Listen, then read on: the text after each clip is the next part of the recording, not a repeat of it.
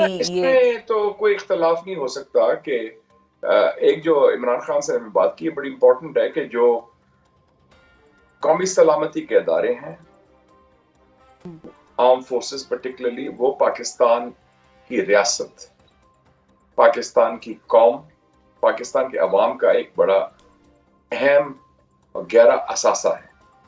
तो इस जो असासा है, एक एसेट है, इनको कोई आंच नहीं आनी चाहिए। हाँ, कमजोर नहीं होना चाहिए इनको। कमजोर नहीं होना चाहिए, क्योंकि ये सारे आपका वैसे भी जो लेसन है अभी 21वीं सदी का, क्या आपने देखा, इराक हो या सीरिया हो या लीबिया हो, जिस दिन उनकी फौज, लेबनान हो, जिस दिन उनकी फौज तबाह हुई, रियासत भी तबाह हुई और मुल्क कमजोर हुआ। तो ये तो अफोर्ड नहीं कर सकते, इसमें इत्तेफाक राय है।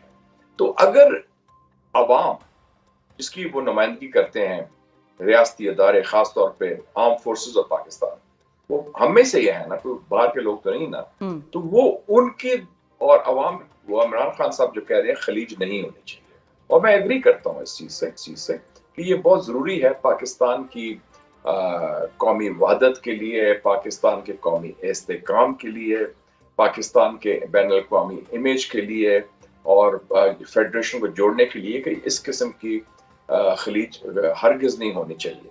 और कौमी इदारे बशमूल आर्म फोर्सेस, बशमूल अदलिया, और भी जो पार्लियामेंट, ये सब जो कौमी इदारे हैं, ये हमारे असासे हैं, इनको हमें इसका तहफ़्फ़ुज़ भी करना चाहिए। और तहफ़्फ़ुज़ कौन करेगा? अवाम करेंगे ना। तो अवाम भी उनके साथ कोई ऐसी खलीज होना ये कौमी मफाद में नहीं। ठीक है। अच्छा, आपको लगता है कि दूसरी तरफ से जवाब आएगा? मेरे ख्याल में जवाब जरूरी नहीं कि वो भी पब्लिक आएगा। उसका जवाब का और तरीका भी हो सकता है, कोई क्वाइट व्हाट्सएप मैसेज भी हो सकता है, कोई पैगाम सराई भी हो सकती है, प्राइवेटली जाके कोई अदर मीडियम्स, अदर मीन से हो जाए।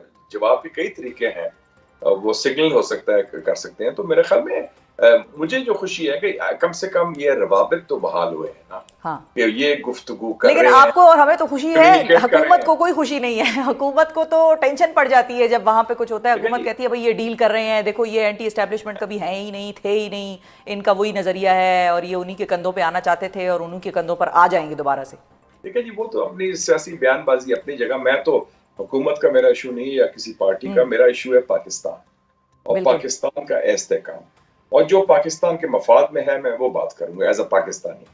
तो एज अ पाकिस्तानी, जो 25 करोड़ पाकिस्तानी को तशवीश है कि मुल्क संभल नहीं रहा, एक चपकलिश चल रही है, तकरार, तजादुम और तसाद की सियासत चल रही है, और हमारा मुल्क अनस्टेबल है, उसकी वजह से दहशतगर्दी भी बढ़ रही है, उसकी वजह से इन्वेस्टमेंट नहीं आ रही। तो लोग चाहते हैं मामला सेटल हो, जैसे मैं कहता हूँ हीलिंग टच दिया जाए, दस्त शफा हो, ताकि मामला सेटल हो। और सेटल होने में कलीदी किरदार जो है वो है कि कैदी नंबर 804 और गेट नंबर 4 के दरमियान जो फासले हैं वो कम हो, और उनकी आपस में गुफ्तशुनीद भी हो, और उनकी मफाहमत भी हो। 4 का बड़ा जबरदस्त लाका साहब का आपने मिलाया है। आज तो मैं तो फैक्ट्स की बात कर रहा हूँ कि वो भी 804 है और गेट नंबर भी 4 है। लेकिन ये जो एंगेजमेंट है कैदी नंबर 804 और गेट नंबर 4 की, ये आपको डाउन द लाइन होती हुई नजर आती है? मेरे ख्याल में जहां तक मेरा मुताला जोग्राफिया का, तो ये कोई फासला बहुत दूर नहीं है। 804 जो है वडियाला में है और गेट नंबर 4 रावलपिंडी में है, तो it's not a big distance to cover. ठीक है, तो डाउन द लाइन आपको ये होता हुआ नजर आता है। अच्छा, अब ये बताइए, मेरा ख्याल में 2025 में इंशाल्लाह ये हो जाएगा। ठीक है। अच्छा, एक और चीज़ भी मैं समझना चाह रही हूँ, जाहिर है आपने भी सियासत की है और आपने बड़े करीब से ये सारी हिस्ट्री भी देखी है, और जो तब्दीलियाँ पाकिस्तान में मुख्तलिफ अदवार में रूनुमा होती रही वो भी आपने बड़ी स्टडी की, देखी। कैदी नंबर 804 जेल में क्यों है, डिस्पाइट द फैक्ट कि उनको मुख्तलिफ टाइम पे डील्स या कोई ऑफर्स होती रहीं कि आप बनीगाला आ जाएं, आप चलें हम आपकी ये बात कर लेते हैं, आप ये ना करें तो आप आ जाएं, मुल्क से बाहर चले जाएं, मुतअद्दिद उनको ऑफर्स हुई। तो वो जेल में क्यों बैठे हैं, उनका पर्पज़ आपको कितना उस तरह से नज़र आता है कि वो उस पर खड़े रहेंगे, और रखने वालों ने उनको जेल में किस पर्पज़ के लिए रखा हुआ है, जब दोनों तरफ ही एक तरह से लॉस की सिचुएशन है? देखिए जी, पाकिस्तान में एक रिवॉल्विंग डोर होता है, और ये एक तस्लीम शुदा बात है कि जब आप पावर में होते हैं उसके बाद आप प्रिज्म में होते हैं, और प्रिज्म के बाद फिर आप पावर में होते हैं। ठीक है ना। आसिफ अली जरदारी साहब को जेल से निकाल के 1993 में गुलाम इसाक खान साहब ने वजीर बनाया। हाँ। जब उनकी डील हुई बेनजीर साहबा के साथ। मियां साहब जो थे जेल में थे, फिर जेल से लेके वापस आए, और वो फिर पावर में आ गए। और जब वो पावर में आए तो इमरान खान वो जेल चले गए। उससे पहले जब मियां साहब जेल गए तो इमरान खान पावर में आ गए। तो ये एक रिवॉल्विंग डोर अनफॉर्चुनेटली बन गई है। लेकिन आपने ये भी देखा कि जैसे अमेरिका की इस सियासत का मुताला करें कि लोग कहते थे कि ट्रंप के खिलाफ केसेस बड़े हैं, ट्रंप जेल जाएगा। जेल जाने के बजाय वो सदर बन गया। हालांकि उसके खिलाफ केसेस भी हैं, उनके खिलाफ इल्जामात भी हैं, उनके खिलाफ काफी पीछे गवर्नमेंट पड़ी रही। तो ये एक सियासी लीडर का पाकिस्तान के एक अफसोसनाक पहलू भी है, इम्तिहान होता है। अब जितने जो हमारे प्राइम मिनिस्टर्स माजी में रहे हैं, तो इस दफा मुशाहिद साहब जो सवाल है वो ये है कि जितने प्राइम मिनिस्टर रहे हैं पाकिस्तान में अभी माजी में, मियां नवाज शरीफ, शहबाज शरीफ, शाहिद खाकान अब्बासी, इमरान खान, ये सब जेल से होके आए हैं। उससे पहले यूसुफ रजा गिलानी वो भी जेल से होके आए हैं, आसिफ अली जरदारी वो भी जेल से होके आए हैं। तो ये लगता है कि पाकिस्तान में अफसोस है कि जेल का वो पावर का रास्ता जो है वाया प्रिजन है। तो फिर अहम सवाल तो फिर यहाँ पर ये हुआ कि मुशाहिद साहब आपको ये लगता है कि आने वाले वक्तों में जब हम कहते हैं कि 2025 में ये एंगेजमेंट भी और स्ट्रॉन्ग तरीके से होगी तो ये रिवॉल्विंग डोर जो है वो भी एक हद पे जाके रुक जाएगा और फिर रिवॉल्विंग इसकी सिचुएशन जो है वो खत्म हो जाएगी फॉरएवर?